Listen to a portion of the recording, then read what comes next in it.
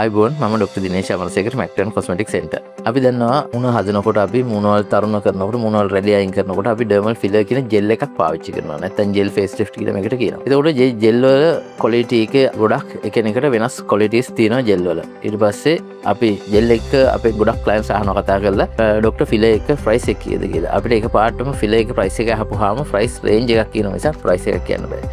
ඒකට හේතුව තමයි මෙන්න මේ කාරණාව. ඒතකොට අපි කොතනද මේ ජෙල් එක පාවිච්චි කරන්නේ? ඇස් යට පුරවනවද? අඹුල් ලොකු කරනවද? ලිප්ස් වලට පාවිච්චි කරනවද? චින් ඔග්මන්ටේෂන් කරනවද? ජෝ ලයින් හදනවද? කියන කාරණාව මත අපි පාවිච්චි කරන ෆිලර් එක වෙනස් වෙනවා. ඒ ෆිලර්ස් වර්ග තියෙනවා thickness එක අනුව. නැත්නම් මොලිකියුලර් weight එක නැත්නම් ෆිලර් කියන ජෙල් එක හැදලා තියෙන්නේ කුඩා වැලි කැටි වෙන අංශවලින්. ඒ අංශවල ඝනකම අනුව ෆිලර්ස් thick fillers thin fillers කියලා කාණ්ඩ දෙකක් තියෙනවා. ඒ කියන්නේ කැට assume නම් එකට අපි thin filler එකක් කියනවා. කැට ඝනකම නම් thick filler කියලා. ඒතකොට අපි අවස්ථාව පාවිච්චි කරන fillers වර්ග අපි මොන ඉන්ඩිකේෂන් එකකට නැත්නම් අපි lip එකකටද පාවිච්චි කරන්නේ, අපි nose එක හදන්නද, under eye area එකටද කියන කාරණේ මත පාවිච්චි කරන fillers වර්ග වෙනස් වෙනවා. ඊට පස්සේ සමහර ක්ලයන්ට්ස් අහනවා ෆිලර් එක කොච්චර කල් තියෙනවද කියලා. කොච්චර කල් තියෙනවද කියන කාරණේ මතත් ෆිලර් එකේ ප්‍රයිස් එක වෙනස් වෙනවා. සාමාන්‍ය ගොඩක් ලාභයට තියෙන ෆිලර්ස් තියෙනවා. ඒ වැඩි කල් තියෙන්නේ. ඒතකොට අපි ක්ලයන්ට් පොඩි දීර්ඝ කාලයක් ඒ රිසල්ට් එක ඒ විදිහටම තියාගන්න ඕන නම් අපි සාමාන්‍ය මොලිකියුලර් weight එක වැඩි නැත්නම් කැටවල ඝනකම වැඩි කැට එකිනෙක බැඳපු ෆිලර් වර්ග තියෙන ඒ ෆිලර්ස් තමයි පාවිච්චි කරන්නේ. එතකොට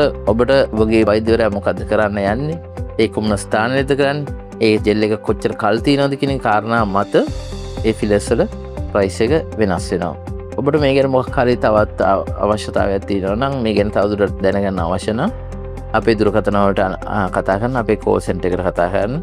අපි මේ පිළිබඳව ඔබට වැඩිදුර විස්තර ලබා දෙන්නම්. ස්තුතියි.